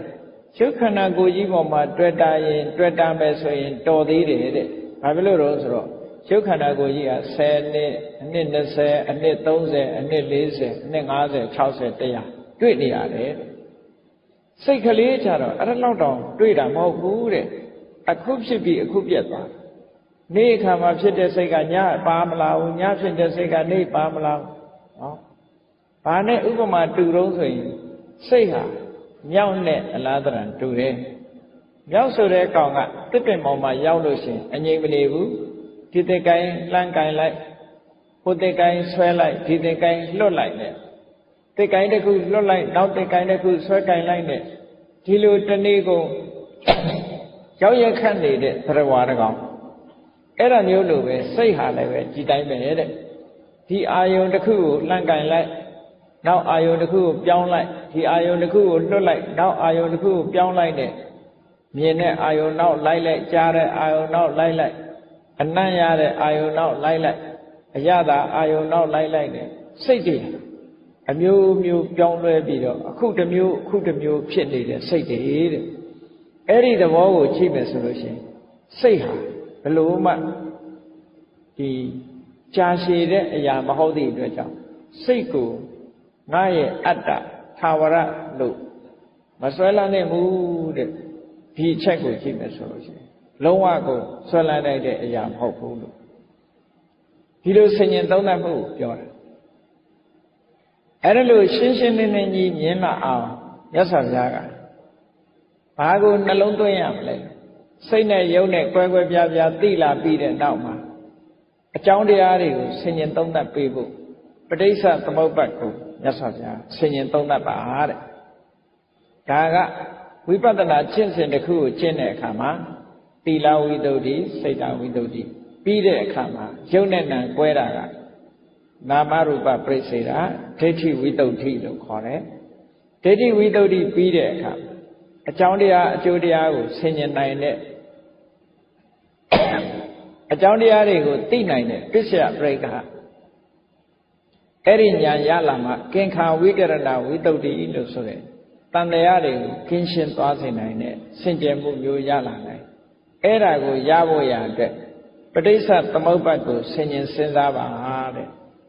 ကဲပဋိစ္စသမုပ္ပါဒ်ကိုဆင်ញင်စဉ်းစားတယ်ဆိုပဋိစ္စသမုပ္ပါဒ်ဆိုတာခက်တယ်တပည့်တော်တို့ဆင်ញင်စဉ်းစားဖို့အမှန်တမ်းခက်တယ်ဆိုလို့ရှိရင်ပဋိစ္စသမုပ္ပါဒ်ကိုအလွယ်တကူသဘောပေါက်နိုင်တဲ့နည်းလေးနဲ့မြတ်စွာဘုရားဟောထားတာရှိတယ်အကြောင်းလေးကြောင်းကိုအရင်မှတ်ရနော်ဣမသမိန်တတိဣရံဟောတိတဲ့နံပါတ်1ကဒီအကြောင်းတရားရှိလို့ဒီအကျိုးတရားရှိဒါရှိလို့ဒါရှိတယ်ပေါ့တမန်ပြန်မယ်ဆိုရင်ဒါရှိနေဒါရှိကဲစဉ်းစားကြည့်တစ်ပင်ရှိနေလို့ရှိရင်တစ်ပင်ရိပ်ဆိုတာရှိတယ်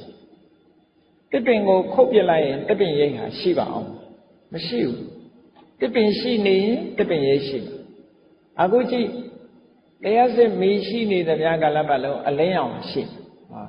တရားစစ်မီးမရှိတော့ဘူးဆိုရင်အလင်းရောင်လည်းမရှိတော့ဒါရှိလို့ဒါရှိတယ်ဆိုတာကြည့်အကြောင်းပေါ်မှာယက်တည်နေရပုံကိုစဉ်းစားကြည့်ပါဘုန်းကြီးတို့တရားနာပရိသတ်တွေအခုလို့ငြိမ်ငြိမ်နဲ့ထိုင်းနေနိုင်တာဘာဖြစ်လို့လဲအောက်ကချမ်းရှိလို့ချမ်းရှိဘူးဆိုရင်အောက်ကမြေမှာထိုင်းနေလို့မှမရဘူးလေဒါရှိလို့ဒါရှိတယ်ဆိုတဲ့သဘောဟာဒါပရိစ္ဆေသမုပ္ပါဒ်ကိုတို့ချုပ်ပြောတယ်အကြောင်းတရားရှိနေသည့်အတွက်ကြောင့်အကျိုးတရားရှိနေဣမတဥပ္ပါဒာဣဒံဥပ္ပစ္စတိဒီအကြောင်းတရားဖြစ်ပေါ်နေခြင်းကြောင့်ဒီအကျိုးတရားဖြစ်ပေါ်နေဆိုပါတော့တရားစစ်မီးရှိနေခြင်းကြောင့်အလင်းရောင်ဟာဖြစ်ပေါ်နေတရားစစ်မီးဖြစ်လာခြင်းကြောင့်အလင်းရောင်ဟာဖြစ်ပေါ်နေတယ်ဣမသမိန်အတတိဣဒံနာဟောတိဒါမရှိတော့ရင်ဟိုဟာလည်းမရှိတော့တရားစစ်မီးမရှိတော့ရင်အလင်းဆိုတာမရှိတော့နေမရှိတော့ရင်အလင်းဆိုတာမရှိတော့ဟောဒီလိုဆိုလို့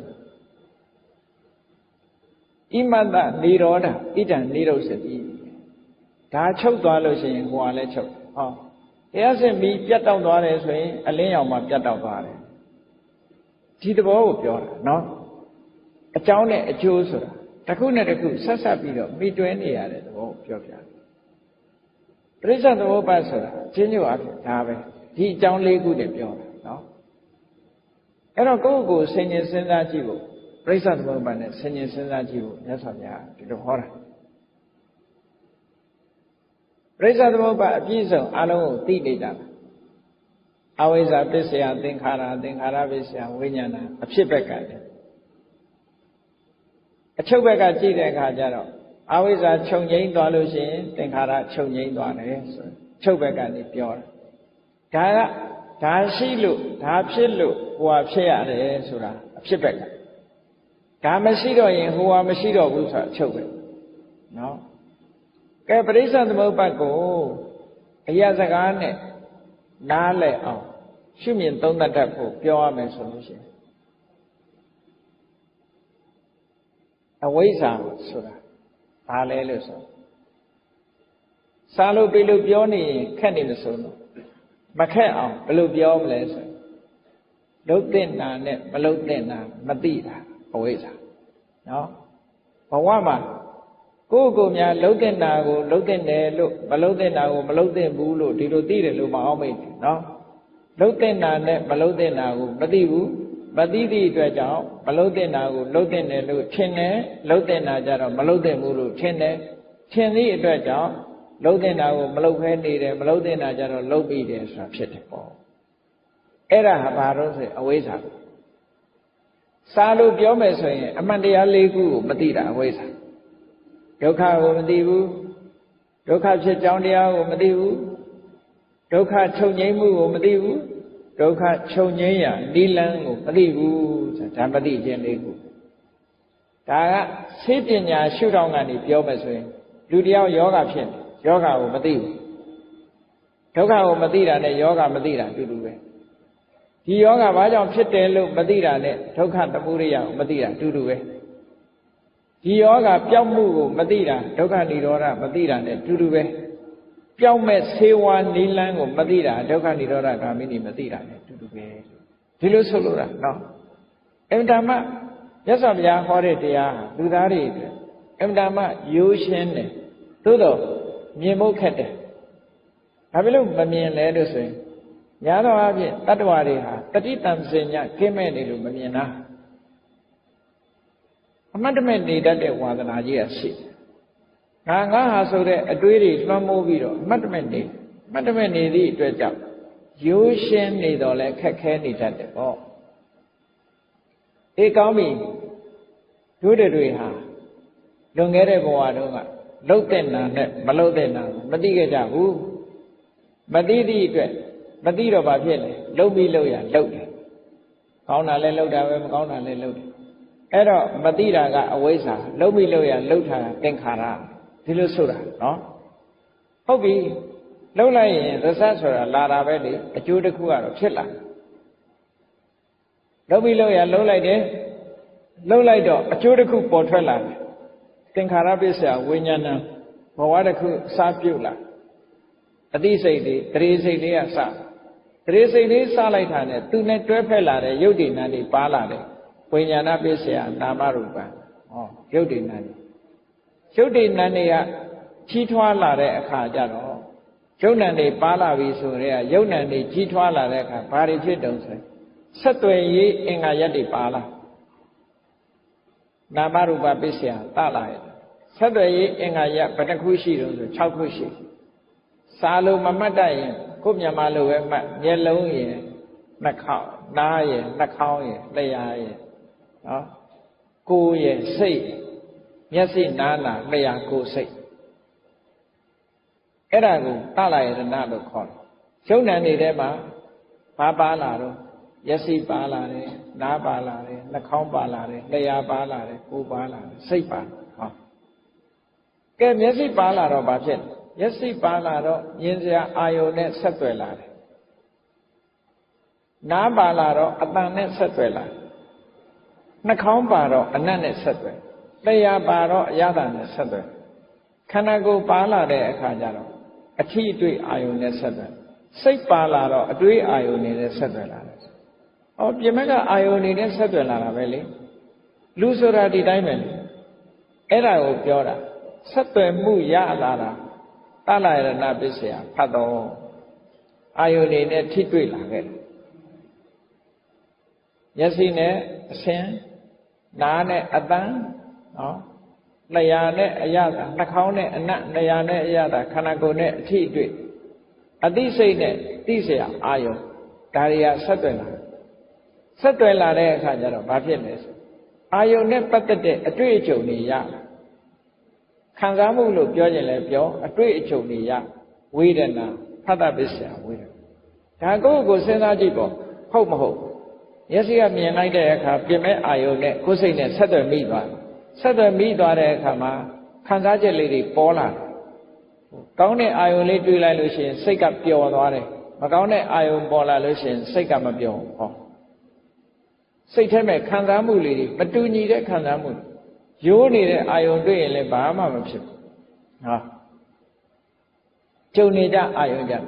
Error, your daughter is so that Tomanada, two can't wait. But your Usura, but I Usura, don't can't wait. Pure Alemo, Jaita Lemo, Usulusi, but Jaita Lemo, Usu, Ubeka. Hada Visia, wait an answer, Chella. Can do the Bawa, Tarawari Mananya, Titaini, Ludi de Macau, Tarawari let it die. Tahu Biora, Presado Baka. There is a lay polare, Yudin and Yalare, Yudin and Yalare, Kama, the Iones Saturday, Ingayade Balare, Ingaya Chomu Balare, Saturday Muri, Lolare, Kama, Ioye, the a tea, a tree joli Yalare. Ke Yalaro, Diniare, Yatalalumus, so Yabu, Yalare, Kama, Dugaba Fidens. Chaitali Duduchin, Taduchinla. Chachinla, not her. Erao, Tana, Lodiora, Widana, Bisia, Tana. Chaite Ionija, Taluchinla. Luchinla, Reka, Diniari, Yala, Lusum, Yabu, Widana, Tana, Bisia, Upadana, Satema, Sway. Kaya, Manina, Net, Tamu Yam. He by nature. Tarawari ma. The တပစ္စယဝေဒနာဆိုတဲ့အဆင့်ကလေးတွေမရနိုင်တော့ပဲနဲ့ဝေဒနာပစ္စယကနေတဏှာထိအောင်ကူးသွားတယ်တဏှာကနေဥပါဒံထိအောင်ကူးသွားတော့ဘာဖြစ်ပြန်တော့ဆိုဥပါဒနာပစ္စယဘဝတဲ့ဖြစ်မှုဆိုတဲ့ကံတရားတွေနဲ့ခန္ဓာတွေကံကြောင့်ပေးတဲ့ခန္ဓာတွေကိုရရှိလာပြန်တယ်ပေါ့ဆွလတ်မှုကိုအကြောင်းပြုပြီးတော့လူတွေဟာအကောင်းအဆိုးတွေပြန်လှုပ်လာကြတယ်အဲ့ဒီလှုပ်လာတာကိုပဲကမ္မဘဝလို့ပြောတာလှုပ်လာလို့ခန္ဓာတွေရလာအဲ့ဒါကိုဥပပတ္တိဘဝလို့ပြောတာဒီနေရာဘဝတစ်ခုကိုတည်ဆောက်မှုဖြစ်သွားဘဝတစ်ခုတည်ဆောက်လာတဲ့အခါဘာဖြစ်တုံးဆိုဘဝပစ္စယဇာတိမွေးဖွားခြင်းဆိုတာထပ်လာပြန်မွေးဖွားခြင်းလာရင်ဘာဖြစ်တယ်ဇာတိပစ္စယစရာမရဏအိုခြင်းနဲ့သိခြင်းဆိုတာရှောင်လွဲလို့မရဘူးဒါပရိစ္ဆသမုပ္ပါပဲလေဒီလိုစဉ်းကျင်စဉ်းစားတတ်လို့ရှိရင်ဒါအကြောင်းနဲ့အကျိုးဒါရှိလို့ဟွာရှိအမှန်မသိလို့လုံးပြီးလို့ရလုံးတယ်ဟောအမှန်မသိခြင်းရှိနေသေးသမျှကာလပတ်လုံးလုံးပြီးလို့ရလုံးတာတွေလုံးနေအောင်မှာဆိုလိုတာကအဝိဇ္ဇာရှိနေသမျှသင်္ခါရရှိနေမှာပဲလို့ဒီလိုပြောတာစာလို့ပြောတော့အဲ့လိုပြောတာအရာပြောမယ်ဆိုရင်အမှန်မသိလို့လုံးပြီးလို့ရလုံးတယ်မသိလို့လုံးပြီးလို့ရလုံးတယ်အဲ့တော့မသိတာရှိနေသမျှလုံးပြီးလို့ရလုံးတာတွေလုံးနေမှာပဲလုံးပြီးလို့ရလုံးနေသမျှကာလပတ်လုံးဘဝဆိုတာဖြစ်လာဘဝပရိသလာမှတော့နာနဲ့ယုတ်တွေရှိလာမှာနာယုတ်တွေရှိနေရင်တော့အော်ဂန်တွေပါလာမှာပဲအော်ဂန်တွေပါလာလို့ရှိရင်တော့ဆက်သွယ်မှုတွေဖြစ်လာမှာပဲဆက်သွယ်မှုတွေဖြစ်လာလို့ရှိရင်အာယုံရဲ့နဲ့ထိတွေ့ပြီးတော့ခံစားမှုတွေပေါ်လာမှာပေါ်လာရင်လူကျင်မှုတွေနောက်ကဆက်လာလူကျင်မှုတွေရှိလာရင်တွေ့တာမှုတွေနောက်ကလိုက်လာ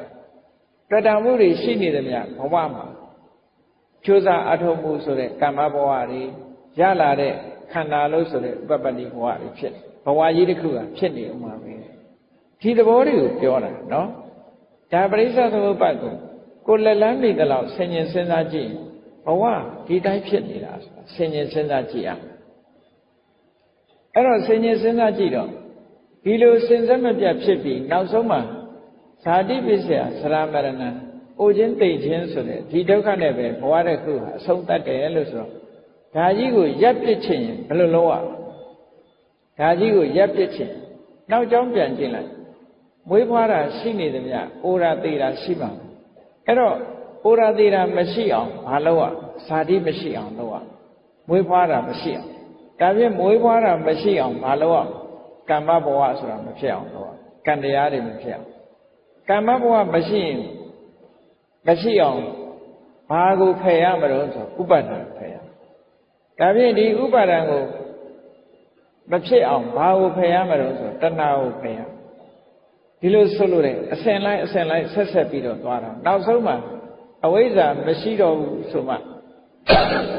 သင်္ခါရဆိုတဲ့တရားတွေလည်းမရှိတော့ဘူးဆိုတဲ့အဓိပ္ပာယ်ရအဲ့ဒါလို့အကြောင်းနဲ့အကျိုးဆက်သွယ်ပြီးတော့အခုလိုဝိဇ္ဇာကြီးဖြစ်နေတာတဏှာမှာပရိစ္ဆသမုပ္ပါဒ်ဒီလေပတ်နေတယ်ဆိုတဲ့အဓိပ္ပာယ်ပဋိစ္စသမုပ္ပါဒလို့ဆိုတဲ့အဓိပ္ပာယ်ကပဋိစ္စဆိုတာအကြောင်းတစ်ခုကိုအစွဲပြုပြီးတော့သမုပ္ပါဒအကျိုးတရားတွေကိုထုတ်လုပ်နေတဲ့အကြောင်းတရားသို့မဟုတ်ထုတ်လုပ်ခြင်းလို့ဒီလိုအဓိပ္ပာယ်ရပဋိစ္စသမုပ္ပါဒဆိုတာအကြောင်းတရားကိုပြောတာပဋိစ္စသမုပ္ပန္နဆိုတာအကျိုးတရားကိုပြောတာဒီစကားလုံးနှစ်ခုခွဲခြားပြီးတော့မှတ်ပဋိစ္စသမုပ္ပါဒကအကြောင်းတရားကိုပြောတယ်ပဋိစ္စသမုပ္ပန္နဆိုတာအကြောင်းတရားကြောင့်ဖြစ်ပေါ်လာတဲ့အကျိုးတရားကိုပြောတာအကြောင်းနဲ့အကျိုးသည်ဆက်ဆွယ်ပြီးတော့နေတယ်အကြောင်းဖြစ်လိုက်အကျိုးဖြစ်လိုက်ဒီလိုဆိုလို့တာဒါလည်းပဲအမတ္တမထင်ရှားတာပေါ့လူတွေပဲကြည့်ပါအောင်နော်အမေဖြစ်လိုက်သမီးဖြစ်လိုက်မရှိဘူးလားနော်သမီးဖြစ်လိုက်အမေဖြစ်လိုက်ပဲလေကို့အမေကိုကြည့်ရင်ကိုကသမီးပဲပေါ့နော်ကို့သမီးကြည့်တဲ့အခါကိုကအမေဖြစ်ပြန်ဒီလိုပဲပရိစ္ဆသမုပ္ပါဒ်မှာလည်းပဲအဲ့တိုင်းပဲအကြောင်းဖြစ်လိုက်အကျိုးဖြစ်လိုက်ပဲစဉ်ဆက်မပြတ်အခုလိုသွားနေတာအေးအဲ့ဒါကိုရှုမြင်သုံးသပ်နိုင်ပြီဆိုလို့ရှိရင်မြဲတဲ့အရာဆိုတာတခုမှမရှိဘူးလို့ရှင်းရှင်းလင်းလင်းကြီးမြင်လာပြီဆိုတဲ့အခါနောက်ဆုံးရှုတရားပေါ်မှာလည်းပဲတွေ့တာမှုတွေကင်းပြတ်လာမယ်ဝေဒနာဆိုတဲ့ပေါ်မှာလည်းတွေ့တာမှုတွေကင်းပြတ်လာမယ် တင်ညာလို့ဆိုတဲ့ခန္ဓာပေါ်မှာလဲတွေ့တာမှုတွေကင်းပြတ်လာမယ်သင်္ခါရဆိုတဲ့ခန္ဓာပေါ်မှာလဲတွေ့တာမှုတွေကင်းပြတ်လာမယ်ဝိညာဏလို့ဆိုတဲ့ခန္ဓာပေါ်မှာလဲတွေ့တာမှုတွေကင်းပြတ်ဘာဖြစ်လို့ကင်းပြတ်လာတော့ဆိုဒီတဘာဝတရားတွေဟာဖြစ်ပြီးတော့ပြတ်သွားတဲ့အရာတွေဖြစ်လို့ဖြစ်ချင်းပြည့်ချင်းဆိုတာတွေအများအားနှိမ့်ဆက်နေလို့ငါလုံနိုင်တာတခုမှမပါတာဖြစ်သောကြောင့်နေတံမမဒါကဟာလည်းမဟုတ်ဘူးနေသောဟမတမိငါလည်းမဟုတ်ဘူးနမေသောအတ္တငါရဲ့အတ္တလည်းမဟုတ်ဘူးလို့ဝိပဿနာဉာဏ်နဲ့မှန်မှန်ကန်ကန်ရှုမြင်နိုင်မှခုနကတွေ့တာမှုဆိုတာရှော့ချနိုင်မှာဖြစ်တယ်တွေ့တာမှုကိုရှော့ချနိုင်မှစိတ်နှလုံးပူပန်မှုဆိုတာကြောက်ခဲမှာဖြစ်တယ်ပေါ့တွေ့တာမှုရှိနေသေးသမျှကာလပတ်လုံးစိတ်ပူပန်မှုဆိုတာဘယ်တော့မှပျောက်မှာမဟုတ်ဘူးတဲ့အဲ့တော့စိတ်ပူပန်မှုကနေလွတ်မြောက်အောင်ကျင့်ဆောင်ဖို့ဆိုလို့ရှိရင်ဘာကိုလုံးဝမှာတော့လို့ဆိုရင်တွေ့တာမှုဖယ်ရမယ်တွေ့တာမှုကိုဖယ်ခြင်းရင်ဘာလို့ရအမှန်တွေ့တာတဲ့အရာတွေကိုအမှန်သိအောင်ဆင်ញင်သုံးသပ်တတ်တယ်လို့ဆိုလိုတာပဲဆင်ញင်သုံးသပ်လို့အမှန်သိပြီဆိုလို့ရှိရင်တွေ့တာမှုတွေမရှိတော့တွေ့တာမှုမရှိဘူးဆိုလို့ရှိရင်တောကမလာတော့တောကမလာရင်စိတ်နှလုံးပူပန်မှုဆိုတာမလာတော့ဘူးလို့ဒီလိုကြောင်းကျိုးဆက်နေတဲ့သဘောတွေကြည့်ပြီးတော့ဘုရားမြတ်စွာကမှန်ကန်တဲ့ကျင့်စဉ်တစ်ခုကိုဟောကြားညွှန်ပြတာဖြစ်ပါတယ်။တန်ရုပ်ပါဠိတော်မှာလာတဲ့အတုတဝါတုတ်ကြည့်မယ်ဆိုလို့ရှိရင်မြတ်စွာဘုရားဒီတိုင်းညွှန်ကြားဆုံးမထားတာဖြစ်လို့ဘုန်းကြီးတို့တွေဒီလမ်းကလွဲပြီးတော့စိတ်ပူပန်မှုတွေကိုကြောက်ကင်းအောင်လုပ်နိုင်တဲ့နီလန်းဆိုတာတခြားမှမရှိဘူးဒီလန်းတလန်းပဲရှိတယ်။ဒါကြောင့်မို့စိတ်အေးချမ်းသာစွာနှလုံးစိတ်ဝမ်းအေးချမ်းစွာနေခြင်းမီဆိုလို့ရှိရင်တော့စိတ်ပူပန်မှုကိုဖြစ်စေတတ်တဲ့တဏှာကိုလျှော့ချရမှာဖြစ်ပါတယ်တဏှာကိုလျှော့ချဖို့အတွက်အမှန်အကန်သိဖို့တွေ့တာမှုမဖြစ်လာအောင်အမှန်အကန်သိဖို့ဝိပဿနာဉာဏ်ဖြစ်အောင်ကြိုးစားကြရမှာဖြစ်ပါတယ်ဒီနည်းတိုင်းကြင်ကြံကြိုးကုပ်အားထုတ်ခြင်းဖြင့်သာလေစိတ်နှလုံးပူပန်မှုတွေကိုမဖြစ်အောင်ကျင့်ဆောင်နိုင်ကြမှာဖြစ်တယ်လို့ကိုယ်စီသဘောကျပြီးတော့စိတ်နှလုံးပူပန်မှုကင်းအောင်ကျင့်ကြံကြိုးကုပ်အားထုတ်တော်မူနိုင်ကြပါစေကုန်သတည်း